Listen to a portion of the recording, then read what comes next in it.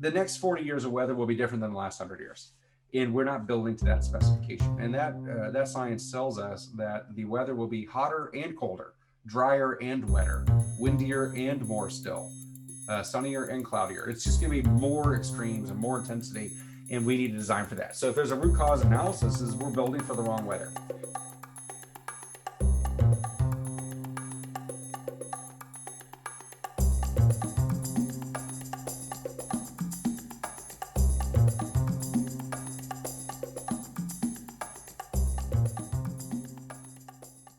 So I'm delighted that we've been joined by our speaker, Michael Weber. He serves as the Chief Science and Technology Officer at ENGIE, a global energy and infrastructure research company in Paris. He also holds professorships in the areas of energy resources and mechanical engineering at UT Austin, as well as leading the Weber Energy Research Group there, where he is training up the next generation of energy leaders, which we clearly desperately need at this moment. He's an author of Thirst for Power and Power Trip, The Story of Energy, both of which have accompanying documentaries, which I highly recommend you check out. So he is joining us, I believe, from Paris today. Thanks for making the time in your evening, Michael. I'm in Austin now, but I can tell you're in Austin. Yeah, exactly. But it's Excellent. Good to see you, and thank you for the opportunity. And I'm sorry I'm a few minutes late. I actually was just wrapping up an hour-long keynote and conversation with students at the Colorado School of Mines on diversity, equity, and inclusion in the world of engineering, something I think about a lot as well. So I appreciate the opportunity to speak, and thank you for your patience with me showing up a few minutes late. Oh, of course. Thank you so much for taking the time, especially on such short notice. So I'm going to ask folks, if you're not already muted, please go ahead and mute yourself. We'll have, I believe, around 30 minutes. Is that right, Michael? I thought I'd just ramble for 15 or 20 minutes and then do Q&A so that I talk about what you want to hear about. Maybe I'll tell a little bit more about my background, and then I'll explain the Texas energy crisis, which is sort of a phenomenal thing to have experienced in Texas 2 weeks ago. I don't envy you that. And I would just add, if folks have questions, please do put those in the chat, and we'll make sure that this is a lively dialogue. So with that, thank you, Michael. Please take it away. Thanks so much. Michael Weber, as you heard, professor at UT and also Chief Science and Technology Officer at ENGIE in Paris. ENGIE is one of the world's largest energy companies. We have about 170,000 employees in 70 countries, which is huge. We're an electric company, a gas company, and a services company committed to decarbonization. So we are going through the difficulty right now, how to reduce your carbon emissions if you are an energy company. And so I see that with global perspective from the position in Paris, as well as the need to make a profit while decarbonizing. And I see two problems of decreasing the impact of energy for those who have energy and increasing energy access for the billion people who don't have electricity or pipe water or sanitation. There's a twofold problem. And I see it as a professor in Texas, the energy patch, the oil and gas patch, as well as in Paris with global perspective. I'm in Austin right this moment because I evacuated from France March 12th because of COVID. And I can't believe we're coming up 10 days from now or 9 days from now on the 1-year anniversary of my middle of the night, leaving Paris, grab a bag and go because they're shutting the country down. So this is a crazy time. Just for more background, I am seated in my childhood bedroom. This is my childhood home. My parents built it. We moved in when I was 1 in 1972, and my wife and I bought it from them. So now I'm the second owners, and now it's my office. So we're turning my office. So I'm right back where I started. And I grew up on campus at the University of Texas because my father was a professor. So I was a faculty brat, and now I'm a professor there. So I feel like I've made no progress in life. I'm right back where I started, literally and figuratively, although some people say it's like a helix or a corkscrew. I'm in the same spot, but higher up, right? Like I've had a better job than when I was 14 or that kind of thing. Anyway, so I'm a Texas guy, and I grew up around energy and grew up around academia. And I'm also based in Paris, France.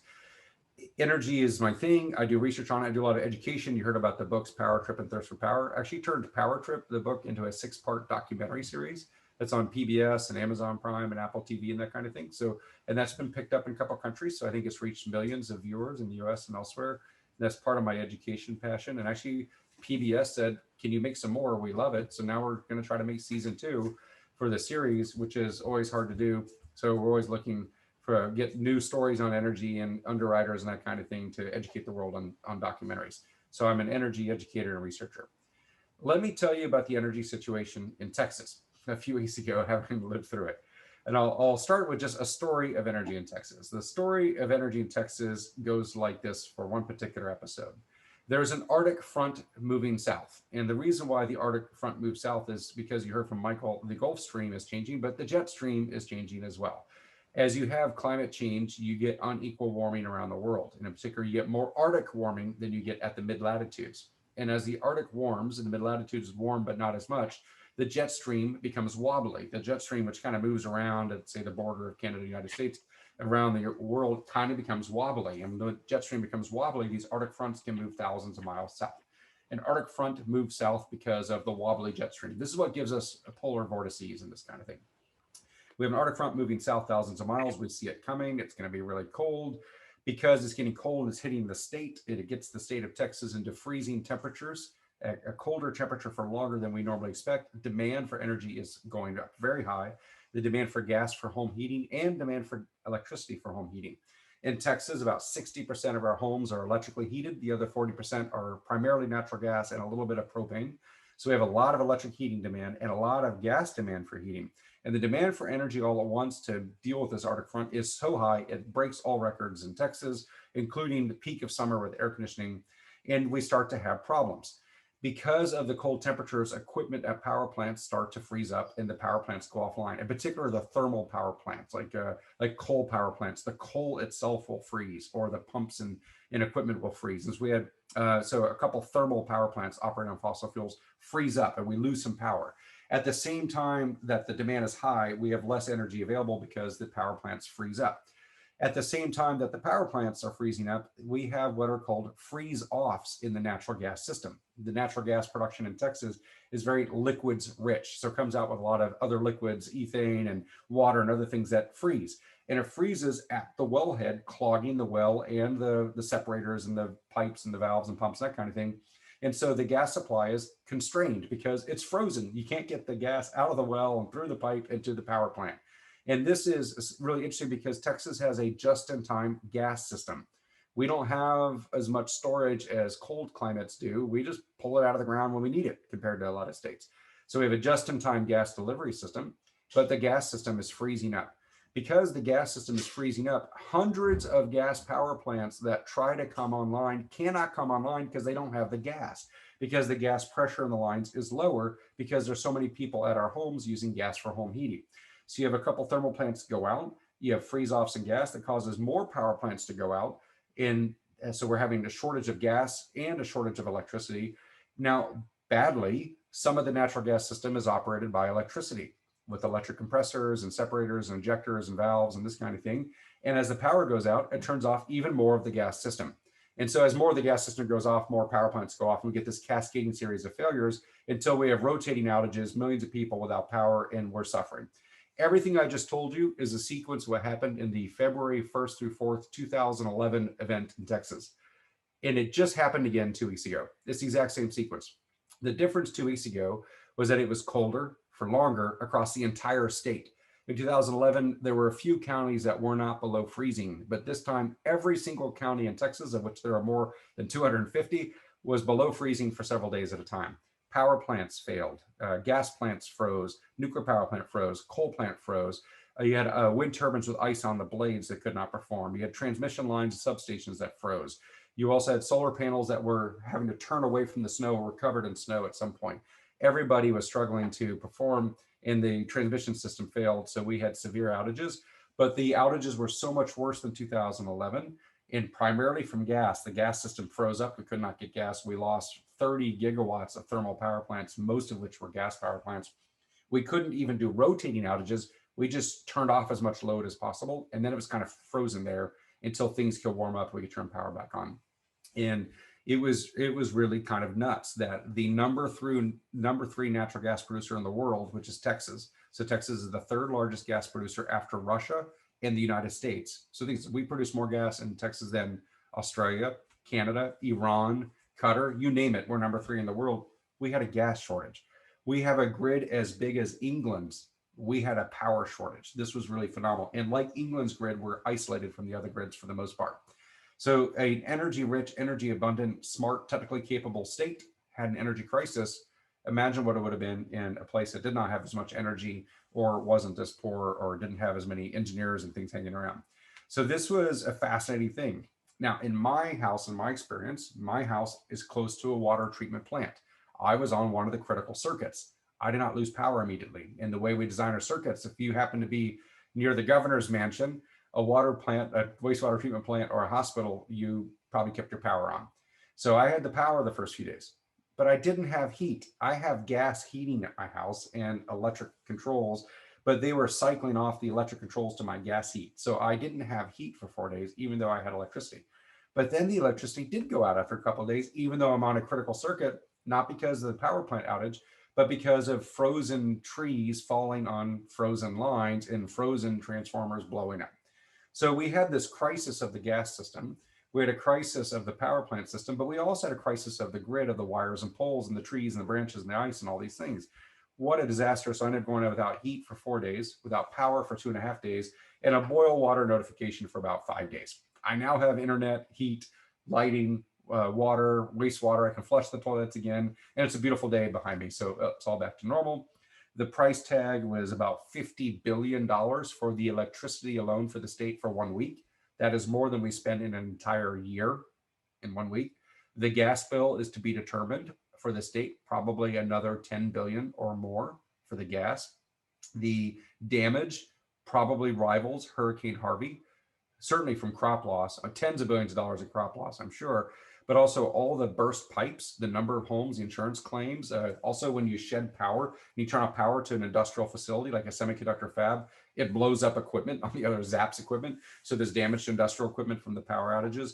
The damages will probably exceed 100 billion. Hurricane Harvey is 132 billion. So we're looking at $100 billion of damage or more, $50 billion electric bill, $10 billion gas bill. This was an expensive event, $160 billion from 1 week.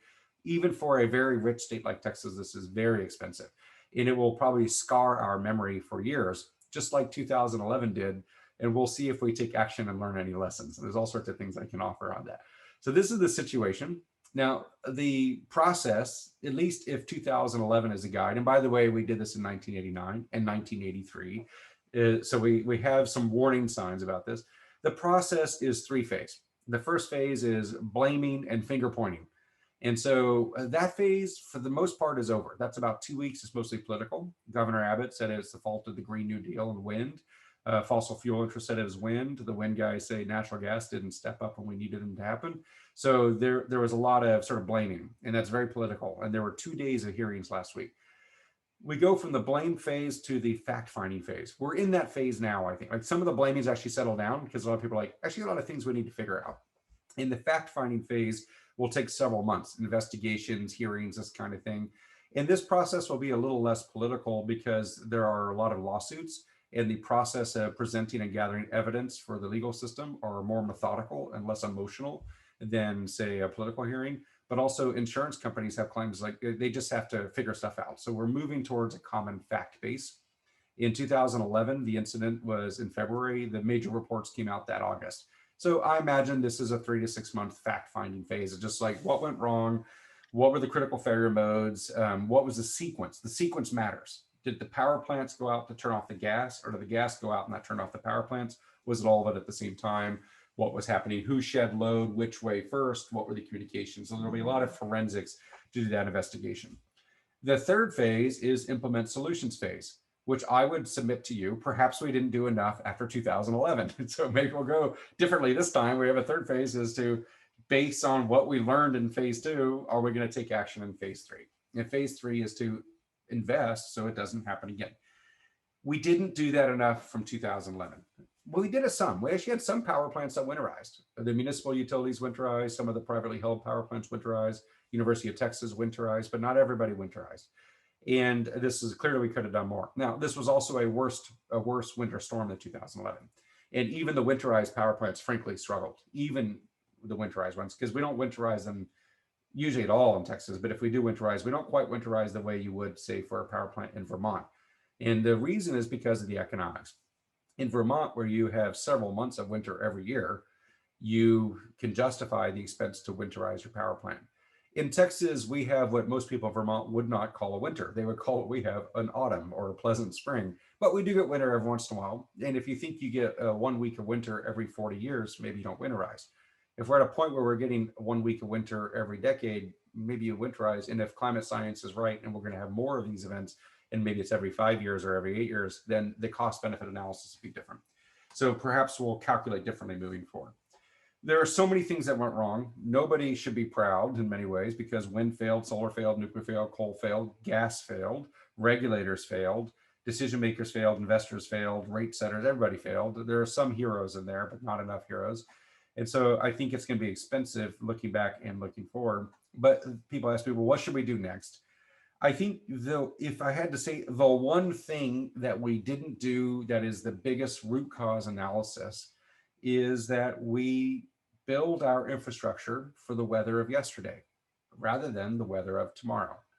We're building power plants and by typical planning, use the last 100 years of weather to figure out the hottest days and the coldest days. And we build according to the last 100 years of weather. We are not building for the next 40 years of weather. And what we can really anticipate from the science of atmospheric chemistry and climate change and everything else that's happening, the next 40 years of weather will be different than the last 100 years. And we're not building to that specification. And that science tells us that the weather will be hotter and colder, drier and wetter, windier and more still, sunnier and cloudier. It's just going to be more extremes and more intensity, and we need to design for that. So if there's a root cause analysis, is we're building for the wrong weather. And part of this, we're in a state that by official policy stance does not accept the science of climate change. Like we refuse, we know like not accepted, we actively oppose it. And that makes it hard to do our planning. Now, this was so expensive, I think the politics on that will change. We won't call it climate science, we'll just call it mandates for reliability and this kind of thing. But I think that's the root cause analysis. Because we're planning for the wrong weather, we don't justify the cost for winterization. There are other things we can do technically, but I would say that's the biggest thing. And if we want to talk about the technical things we can do, we should consider interconnecting to the other grids. There are 3 grids in America, East, West, and Texas. If we hook up to the other grids, we get exposed to federal oversight. However, we can make a lot of money selling wind and solar while decarbonizing other states and perhaps improve our reliability. We should consider diversifying our power sector further away from gas because gas, it turned out to, in several storms now, be pretty flimsy. We could look at more storage on-site distributed as well as utility scale. We could look at microgrids. We could look at demand response. We could look at more conservation to ease the demand on the power system. So there are a lot of things we can do technically. We could work on the market design to change the market to give better signals and incentives to build capacity, although that's a pretty fine-tuned point. And then we could think about just our behaviors and policies about, generally speaking, in Texas, we're cheap. We want cheap energy. And we, generally speaking, our trade-off has been we'll pay lower prices for energy and then have a very expensive Hurricane Harvey or winter storm every once in a while. And that might remain our calculus. But some of us would think, I'd rather pay more along the way to avoid the $100 billion surprise every once in a while, kind of like we pay for home insurance. I'd rather pay for home insurance every month, even though it's expensive, to not have to pay hundreds of thousands of dollars to rebuild my house if there's a fire. So that's a cultural thing. We'll see how it goes with Texas. Anyway, so that's the story of the Texas energy crisis. And I'm happy to talk more. I'm in discussion with the policymakers and the state legislators, so I know a little bit of what's going on, and I certainly know the technical situation. So happy to speak more. I'll stop there and answer your questions. Great. Thank you so much, Michael. That is a lot of information and super helpful. We've got a couple of questions in the chat that I'll turn to. And if you would like to ask a question, please note it there and I'll pull from that chat. One question for you. I know we've all seen the stories that reference the minutes and seconds the energy grid had between what happened and what would have been a much worse outcome. Can you tell us a little bit more about what would have been that worse outcome, which is something that we may face in the future? Yeah, this is an incredible story, right? So we were within seconds to minutes of complete system-wide outage. So as it was, we lost about half our power plant capacity. So about half the state was dark, which is incredible, right? For a modern, rich, energy-rich state to lose energy for days for half the population. And that outage did not rotate. It was basically fixed. If you were out, you were out. If you're on, you're on. And it was minutes to seconds because there are a couple of things that have to happen with real-time balancing of the grid. You have to match supply and demand. So you have to match the voltage and the power, but you also have to match the frequency. And if the frequency gets out of spec, then power plants trip offline because they have to synchronize their generators. And so if the frequency gets too far out of spec, more power plants go offline. And if more power plants go offline, the frequency gets further out of spec. I mean, there's a narrow band of specification where the frequency has to maintain. And there was a moment early on Monday, February 15th, when it was getting really cold, demand was spiking, power plants were freezing up, the gas system was freezing up. We were losing power plants by the minute, and the grid sagged. And then ERCOT made the call, shed load. I mean, they had to shed gigawatts of load on a moment's notice. And so utilities in Austin, San Antonio, name it, they turned off, Israeli transmission customers turned off their load to certain people to keep the grid balanced. It's just really, it'll be a great movie at some point, right? In the decision room. And I know the people in that room, and they basically didn't sleep for several days. It was intense. So they gave the call, shed load. They call utilities, and they tell cities like Austin, shed 40% of your load. Austin's saying, well, we winterize our power plants. Our power plants are working. I don't care. Shed 40% of your load. Those power plants need to help prop up the rest of the state. So the load was shed. And if we had not done that, we would have lost the entire grid, not just the 30 or 40 gigawatts we were short. If you lose the entire grid, you are in what's called a black start situation. We have to start the grid from black start operational conditions. And there are not many power plants that are black start rated. So one of the funny surprises for many people about the power sector is the power has to be on for a power plant to operate. So a power plant doesn't just operate, it needs to already be in a grid that's already on. There are a few black start rated power plants. They tend to be hydroelectric dams because gravity works even when the power is out. So gravity works, and we use dams to get the grid started. There are some diesel generators that can spin up some gas turbines. There are a few black start rated power plants, but not many. And in Texas, we don't have much hydro. So the risks in, say, the Pacific Northwest with a lot of hydro will be different than in Texas. And it's like a very complicated pattern of dominoes. Once they fall down, you don't set them all back up at once. You set them up one domino at a time. And this is the way you do it with the power sector, one power plant at a time. How long would it take? Weeks, possibly months, probably weeks. We know this because ERCOT does black start simulations, and the black start simulation guy came and trained me and my students about what it goes through. He says it all goes down. You start with a couple small dams, you turn on a couple of gas turbines, you turn on the boiler, but you have to do it in some geographic spread to balance the frequency as well. And then as you turn on power, people turn on their computers and their load. So it's a pretty tricky thing. And frankly, the answer is we don't know the answer. We have never done that in Texas. And so we're optimistic it'll be weeks, but pessimistic it could be months. A couple days without power was a humanitarian crisis already because people died. They died from the cold. They were dying from carbon monoxide poisoning, sitting in their cars for heat. They burned down their houses because they brought wood inside and burned a fire in their living room where they didn't have a fireplace because they were so cold. You had kidney dialysis centers that lost their power. Hospitals lost their power. The death toll is only 70 people so far, but we're still counting and probably be a couple hundred. And we could, but if this goes on for weeks, it becomes easily tens of thousands of people, primarily from issues with water treatment or wastewater treatment and food preservation. So it's a pretty scary thing, and we don't know how to do it. And if you look at Puerto Rico as an example, it took them a long time to get their grid back. Different situation, more damage, more strung out kind of grid. But I mean, it took them a year for somebody to come fully back. So we imagine in Texas this weeks, we were seconds and minutes away from weeks without power.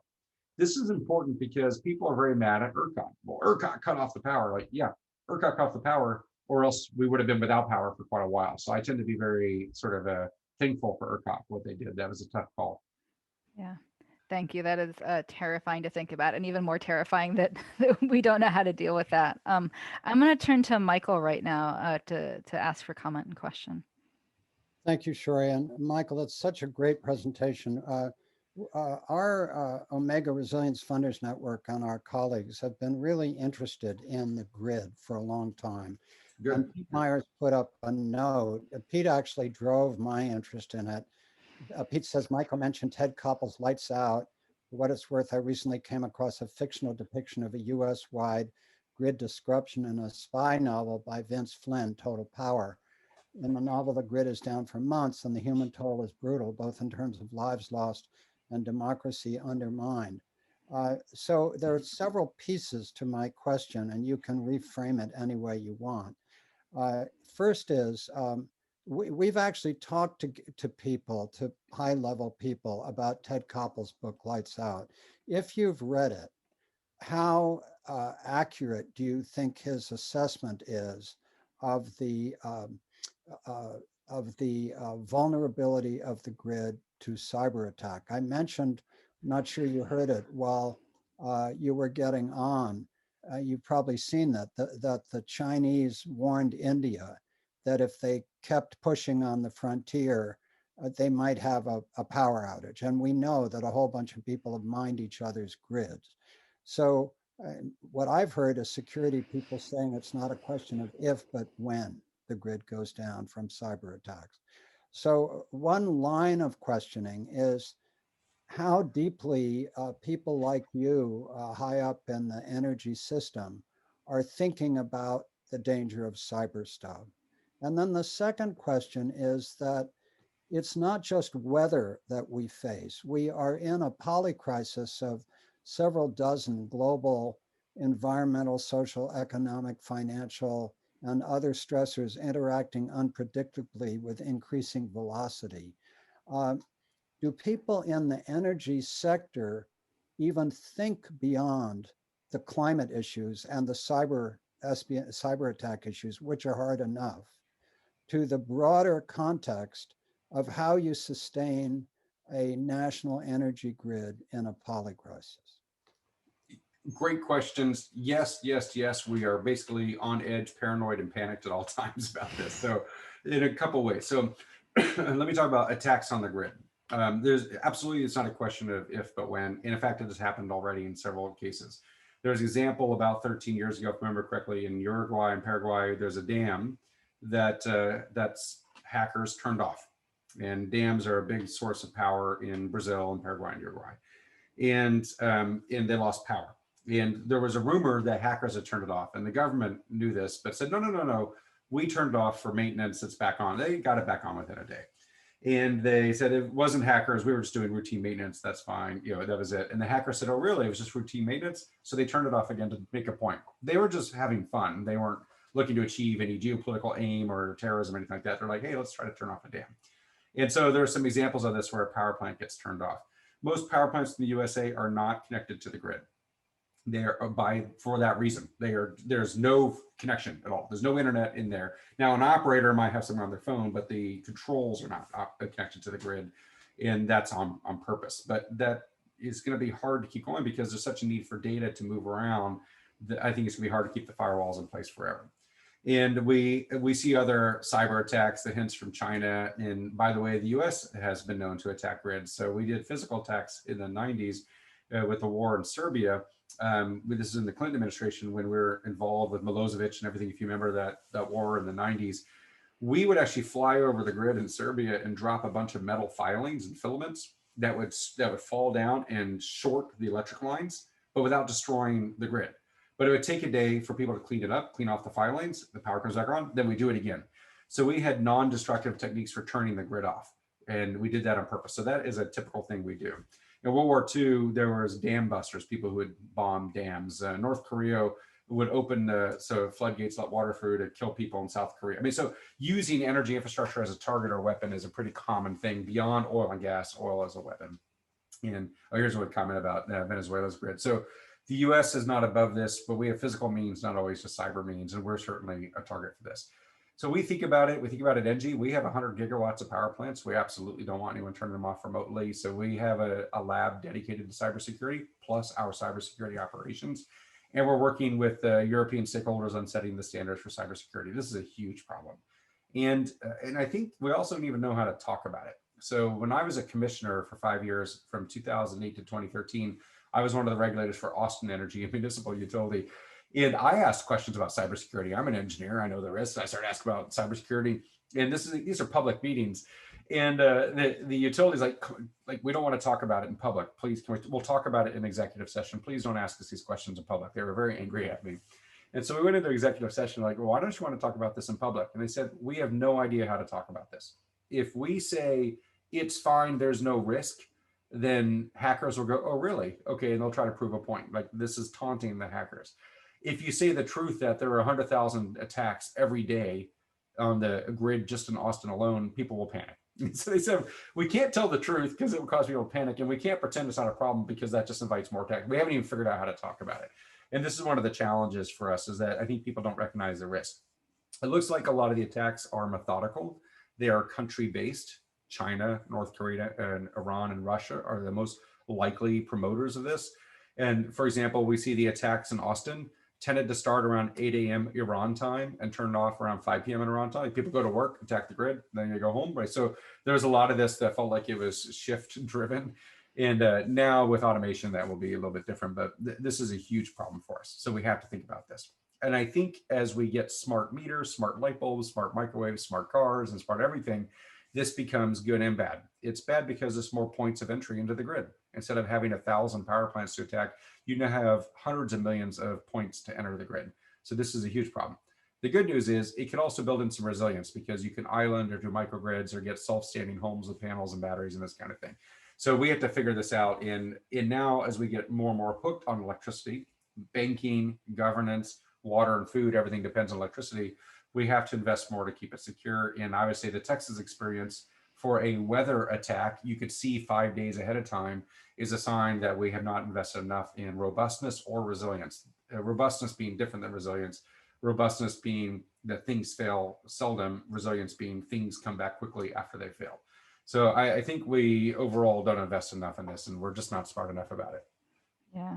Just on the point about the Ted Koppel book, have you read it? Oh, no, I did not read that book, and I should. I think I'm looking at my shelf. I think I have it on my shelf. Okay. Well, Lights Out is a different book. Yeah. There's a book, Lights Out, about GE, but there's another, the Ted Koppel one I have not read. Okay. Unless they both have the same title. I think it is called Lights Out. Well, yeah, so I'm looking at, this is also Lights Out. That's about it. the fall of GE. This is the fall of that's GE. a different one. So anyway, Lights Out might be a common title. Yeah. Thank you, Michael. I would also just remind us that last month, just prior to what happened in Texas, we saw a cyber hack on a Florida water utility where hackers got into the systems. They changed some dials. It would have really seriously impacted the water system. And that was just some folks playing around. So this is obviously not just relegated to the energy system. I see that David Korowitz asked the question, if the grid went down, are there exercised plans for water, sewage, food over a potential scale of weeks to months? And who does that responsibility sit with? So that is all great questions. The short answer is no. We don't have any plans for that. Now, individuals might. So my father-in-law he lives in a tunnel underground in Colorado. He's a prepper, a survivalist, and he has 6 months of guns and ammo and canned goods. He's got backup firewood, wind turbines, and solar. Like, this guy is ready to go. So my wife and I, our plan is if things really go haywire, we just got to get to his place in Colorado and we'll be all set, which is kind of a lazy way to think about it. But maybe we need just enough gasoline to get there. Now, gasoline stations go down when the grid goes out. They can't pump. So that's a huge problem. We do not have that plan. Now, the water treatment plants often have backup energy on site. They'll have fuel oil or diesel or that kind of thing. There'll be some power structures. The University of Texas has a week and a half of backup fuel oil. So days is not unreasonable. Coal plants often have 60 days of coal on site. So there are some backup on site. Nuclear power plants don't need much, can go for months. So there's some of that. The water wastewater treatment plants usually use diesel for backup. The food system is where a lot of the biggest risks are because grocery stores don't tend to have a lot of backup. And certainly us at home with our refrigerators don't have a lot of backup. So I think the food system and water system are the biggest risks, but usually there's enough energy for the water, and the water is locally sourced from our rivers and aquifers, whereas food is globally sourced. So maybe if it goes down in Texas, we'll just bring food in by truck from other states. So not clearly have a plan for it. If you look at Texas and see what happened with Harvey, we had very good plans for evacuation for hurricanes. We've had enough hurricanes. We evacuated effectively for that. We didn't deal with all the other issues so well. What did we do with Hurricane Harvey? We also let people build in the flood zones. So we're kind of prepared, but we're not. But we're better prepared for hurricanes than just power outages as a whole. Who does this fall to? DPS, the Department of Public Safety, or the governor's office? But I don't want to be too critical, but the governor did 0 emergency preparedness communications before this event happened in Texas. There was no communications like, this is a bad storm. It will really strain the system. There's a reasonable chance of power outages. You should make sure you have a couple of gallons of water, top off your gas tanks, charge up your batteries, because we don't know what this is going to be like.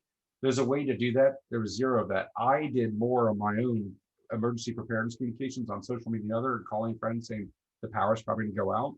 So it's a completely foreseeable event, but we have a sense of Texas that no one owns it, and therefore it's all up to us to make our own decisions. And if we die, we die.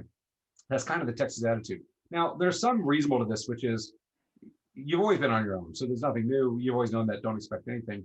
But when you have a system across the entire state, like the gas system and the power system, and when people like Austin make good decisions, and therefore our power plants get working, but we can't get power anyway because we have to pop up the rest of the state. We have to be good neighbors and do our part and support our neighbors. There's a role for statewide action and intervention. And so this is where some of the criticism is. There really wasn't any advanced discussion that this is going to be hard, even though we had like we saw the Arctic front coming. So I would say that one of the outcomes of this could be better energy collaboration among the different energy commissions. We have so many energy commissions in Texas, and better emergency planning and preparation and communications. So these are all challenges that we just weren't up to the task for in Texas. And people are pissed, by the way. So heads have rolled already. People have been fired or asked to resign. Governor Abbott's pretty embarrassed and getting beat up in the polls. So yesterday he announced we're lifting the mask mandate in Texas. And so we don't have masks anymore in Texas, which is in keeping with not preparing for winter storms. But most of us cynically think it's to take attention away from the energy crisis 2 weeks ago. I'm being too cynical perhaps, but that is the commentary in Texas right now. I hadn't quite realized that this just seems like another aspect of the polycrisis to me of intersecting crises where Yeah. possibly populist leaders turn from one crisis situation to the other, and instead of focusing on energy, we're now Pandemic's over, we can take our... their masks off. So now probably we'll have a fourth wave in the summer and this kind of thing, right? So vaccinations are hopefully going to catch up. We'll see how it goes. Keep your fingers crossed for that. Yeah. Other questions in the chat? Would anyone like to jump on stack? I see, unless Michael, there's any questions in the chat that you'd particularly like to. Yeah, thank you for that. Michael, you sort of went quickly past the nuclear power issue. And so again, we spent some time on this, Joan Diamond, Pete Myers, Shori, and I. The question is, nuclear power plants have how many weeks of diesel fuel to run their coolant systems? And so if it's a long-term outage, they need power so as not to melt down. So I just wondered, in your calculus, I mean, I know for a fact, interestingly, that the Pentagon did an exercise in Southern California where they went down their biggest naval base to look at how they would do things for 30 days if the power is out. So that's an interesting factoid. But on nuclear power, both in Texas and nationally, what is the risk if the very limited diesel supplies that they keep and the plans that they theoretically have to move diesel around don't actually work? That's a great question, and a lot of these plans don't work, right? So I would say in the military, I used to do some DoD work, and they say you always come up with the war plan, and the military plans work great until you turn the war on, right? And Mike Tyson say your fight plan works great until you get punched in the face, right? So you always have these plans that can fall apart pretty quickly. And so nuclear power plants also have plans. Generally speaking, in Texas, our nuclear is very reliable. They were robust against hurricanes. They kept working through Hurricane Harvey, didn't have trouble. And the problem, and they worked through the 2011 freeze. We had no trouble with the nuclear in 2011. In 2021, a couple of weeks ago, we have two power plants, each with two reactors. So we have 4 reactors in Texas. One of them turned off for a couple of days because of a frozen water pump, which actually was one of the duplicate pumps. And even though the nuclear power plant could have kept operating, they turned it off anyway because redundancy is a key part of the safety. So they had to turn it off with all the pump, then it kept going. And so one piece of equipment, I won't say a water pump's cheap, but compared to the reactor core, it's a cheaper item. It's kind of like with the space shuttle, it's the O-rings that get you, and the O-rings are among the cheapest, least sophisticated parts of the whole thing. And so the reactor core, which is very sophisticated, did fine, and the dome did fine, and the welds did fine, but the pump froze. So it had trouble this time. They got it back on in a couple of days. And that pump is for circulating the water for reactor cooling and everything else, and cycle cooling. So this is an issue. And what happens if you don't have the power to run those? How much power do they have inside? This is a great question. I don't know the answer, but I will say that with Fukushima, they had their backup emergency systems and poorly designed at a lower elevation than the power plant. So the power plant's here and the backup system was here. So when they had the tsunami, what happened? The backup system was the first thing taken out. And so they hadn't planned for the right kind of emergency. And in Texas, they are probably planning for a short outage. I don't know if they're planning for a black start outage in a few months. A great question. This is my long way of saying I don't really know the answer, but I'll try to look into it. Hopefully they're more cognizant of this because diesel is pretty easy to store for decades at a time. Build a bigger tank, go fill it up so that you don't have a meltdown as a result of a blackout. That would be horrible. Yeah. Great. Thank you. Joan, I wonder if I can turn to you for any questions that you've got at the moment. He looks surprised. You're on mute right now.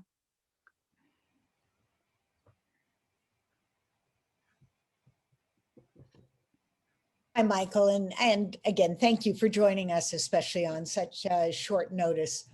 I think one of the questions I have, were there either during the crisis or in not being prepared for the crisis, were there behavioral qualities or characteristics or social drivers that contributed to the severity of the crisis? Yes, yes, in a couple of ways. So, I mean, there are also some great things, by the way, right? So neighbors looking out for, there are a lot of beautiful things that our power went out. Our neighbor across the street said, you can stay here. We'll boil water for you to have tea. We went to neighbor's house to borrow the internet.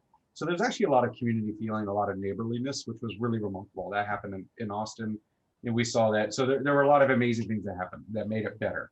But then there are some things that made it worse. You know, I think the fundamental thing is sort of repeating what I said earlier is we are a state that live in denial. We do not accept the science of climate change. We're in denial about the risks of Texas. And Texas has more risks than most states. We have a couple different risks. We have a long coastline. So we have a lot of risks from sea level rise and saltwater intrusion and freshwater aquifers. Our coastline is actually sinking faster than the ocean's rising because we've been pumping water out of the aquifers for so long. We have very intense floods. We have flash flood alley in the middle of Texas, including Austin, which is not so far away from tornado alley. We also have severe droughts. The drought in 2011 killed 300 million trees. And if a tree is worth $100, that's $30 billion of tree damage. So we have severe drought, heat wave, frost, floods, and sea level. We have so many risks. We are in so much denial that makes it difficult for us to plan, makes it difficult for us to communicate. And I think this Arctic front, not so long after Hurricane Harvey, which was devastating.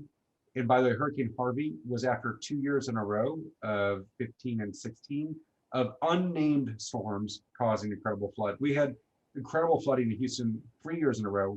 Only one of them was a named storm. The other two storms weren't even named. It was just like heavy rain. And then 2011, we have the freeze and the drought. We've had so many events and we're in such denial. I think this is the biggest problem. And if you are in denial about the reality for it, you won't invest appropriately. You also will not communicate effectively. So I think a lot of the silence about the denial is because it doesn't even seem real. This is also true about the pandemic, by the way.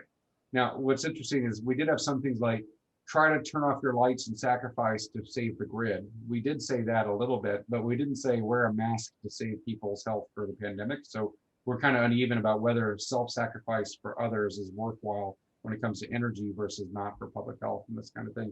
So I think the denial is a key problem. And I just, it drives me crazy. Now, other states maybe overreact. So the good news is we don't overreact. The bad news is we don't react or we underreact, that kind of thing. So we'll see how it goes. But I think that's the biggest thing is like, we just could not believe it would happen to us.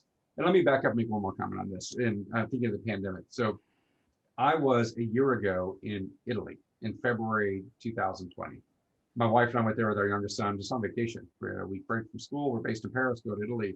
They were already scanning temperatures at the airport because of COVID, because they had that outbreak in northern Italy first. And we're like, whoa, they're taking this pretty seriously.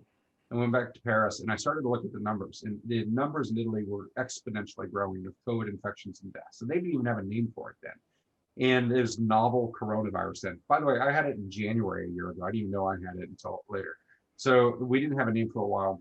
And in Italy, the numbers are growing. I looked at France's numbers. And France's numbers are on the exact same trajectory as Italy with exponential growth, but 9 days behind. And so I started to raise the alarm with my colleagues in Paris in early March. Hey, we're on the same exponential growth path as the Italians. Italy had just shut northern Italy. They had just shut the entire nation of Italy down. And I said, we're 9 days behind. This was, excuse me, Monday, March 8th. And I said, I'm going to leave. I'm sorry, Monday, March 9th. I said, we're going to shut down by next Monday in France. I'm going to fly home to the States this Saturday. And everyone in France was like, you Americans are overreacting. You're a bunch of wimps. What are you so afraid of? And when I look at the exponential numbers, they're the same for us in France. But the French are kind of like, but those are the Italians. We're the French. We've got great medical care and we're very organized. Right? So they just couldn't imagine that what was happening to Italy was going to happen to them. I booked my tickets. We ended up evacuating. We got home. France shut down on the day I thought it would. I come to Texas. I'm like, hey, you know that thing that's hitting Italy, now it's hitting France, now it's hitting New Jersey? That's going to hit Texas soon. And the Texans are like, no, that's like France. They're, like socialists and communists. So that's New Jersey. They deserve it. We could not imagine that the bad thing hitting Italy that was hitting France would hit us. So we humans have a remarkable lack of imagination. We just cannot fathom that that bad thing there will happen here. And by the way, we say the same thing with fascism. We cannot imagine that fascism would happen in the US, but I think we've dabbled more closely with it than we should have. So I would just like, sometimes we have a denial, but we have a lack of imagination. And I feel like that shows in Texas. The good news of Texas, I'm a Texan, I love Texas, is that when we make a decision, we can execute at scale quickly. So I'm actually kind of optimistic that this was expensive enough and enough of a repeat of 2011 that we actually might fix it, and then we'll just do it. So we do have the ability to move quickly when and if we decide to do something. So far we're in denial mode, but I'm ambitiously optimistic or cautiously optimistic that we'll actually take the next step and invest. Michael, Pete Myers put in a question. Are there any shifts in politics that you would look for suggesting that Texas policymakers are becoming more open to precautionary planning? And I'd like to open that up a little bit. As you look at Biden's energy plans and what's going on in California, where there's a really aggressive move toward electrifying the whole system, what would optimal planning in Texas and across the country look like for a rational, resilient energy policy? Great questions. So Governor Abbott said maybe it's time we regulate the grid. Senator Cruz said maybe it's time we regulate to protect people from price spikes. Governor Perry said maybe there is no such thing as free markets in energy and it's time to regulate. These are pretty prominent Republicans in Texas to say maybe markets aren't going to get us the answer we want, we should regulate. I don't know if that's really a new view or that's a temporary thing that people are angry and you have to respond, if that does signal a shift change in politics. But that would be interesting to have Texas prominent Republicans say it's time for us to regulate according to some standards that protect either the reliability of the grid or consumers from high price spikes. So there might be some shifts going on. I would say the blame game right now, for the most part, is Republicans, conservatives, oil and gas interests in Texas are blaming ERCOT, wind, and liberals. And this is funny for a variety of reasons. And I've been on record saying this, and I got in a little trouble for this, but Governor Abbott went on the news and said the reason the grid fails is because of the Green New Deal, which is kind of funny because the Green New Deal doesn't exist in any state and hasn't been implemented. So we're blaming a future policy for past decisions. Dan Crenshaw blamed liberals and wind and this kind of thing. We're like, okay, liberals don't make decisions in Texas. They haven't been in statewide office since like 1992 or in late 90s. There was a control of one house. I mean, so it's just, there's some funny blame game, and I think that's not sticking. So we'll shift. So there might be a shift in politics. And by the way, it's not like the Democrats were better about this for the 1983 freeze or 1989 freeze. So we have to be clear about this. Like, this is not a partisan issue in Texas so much as maybe a bipartisan lack of acceptance of science. So there might be a shift in politics. Precautionary planning, I would say the biggest lesson is invest for the weather you're going to have, not the weather you wish you had. That's the big thing. And you can get there through incentives or through markets or through mandates. I'm open-minded about it. I think there are some technical solutions as well. I would say that I'm a big believer of the critical importance and centrality of energy to our economy. And therefore, we should invest as if everything depends on it. And we don't do that. We often go for low bid and cheap answers. And I would personally pay a lot more for an energy system that's more reliable. I'm one of those people. A lot of people don't want to. They don't feel like they have the luxury of the money, or they aren't as rich as I am, or that kind of thing. I totally get it. But I think the big thing is not that I'm richer and therefore I want to invest more. It's because I feel like I'm not rich enough. I still need the energy system to work. And if the energy system doesn't work, we're all going to be broke and we'll have bigger problems. So that kind of precautionary planning is important. I worry, as a guy who takes CO2 very seriously, that we will get obsessed with single issue solutions like electrification or wind or solar when we need a suite of technical solutions. If we had 100% electric heating in Texas, it would have been our worst problem, but we had 40% with gas or propane heating. That helped. And so I would say, well, let's not get rid of gas. Let's decarbonize the gas and use biomethane or hydrogen or synthesized methane or something, and let's electrify. Let's build resilience in our planning. Let's not get so obsessed with carbon that we forget all the other things that matter. Although carbon is very important, let's be clear about that. So I think integrated planning, that looks at multiple factors at once, including resilience. And that means redundancy and backup systems and microgrid and storage. There's all things we can do. They cost money, but then you save so much money on the $50 billion event you avoid. I think it pays for itself. So that, and maybe we'll be at the point where we'll do that calculation that way now. That would be a handy outcome, but it seems unlikely that we're really gonna heavily weight in that direction. Joan, do you have any last comments on your question? I know there was a. Well, I did, but I think maybe we should go to Jane's question. What are the lessons for Europe? Could this happen in Italy, France, Germany? That's a great question. So absolutely, this can happen in Europe. However, it's less likely to happen for a couple of key reasons. One is the weather in general is colder and they plan for it. The problem they have in Europe is hotter summers, not colder winters. And so demand for air conditioning and grid outages and people dying from the heat. So from the heat wave last year in France, I think 1,500 people died. From the heat wave in 2003, something like 70,000 people died. So killer heat waves in Europe are a big deal. Only like 4% of the homes have air conditioning, but that will grow and that will increase grid demand and that kind of thing. So they have shifting kind of patterns. Because they plan for winter, they actually winterize the power system and the energy system. They have much more gas heating, partly as a consequence, which is controversial because Europe also cares about CO2 and you have gas heating. So there's a push for biomethane or other things to solve that. They also tend to have their transmission infrastructure is more likely to be underground rather than above ground, so less prone to failure from windstorms and ice and that kind of thing. They also have they have competitive markets, but they have more regulated markets in Europe. And so they have easier cost recovery on the winterization or the undergrounding of transmission lines or other investments. So utilities can pay for reliability and charge it to the customers more easily than in, say, the competitive market of Texas.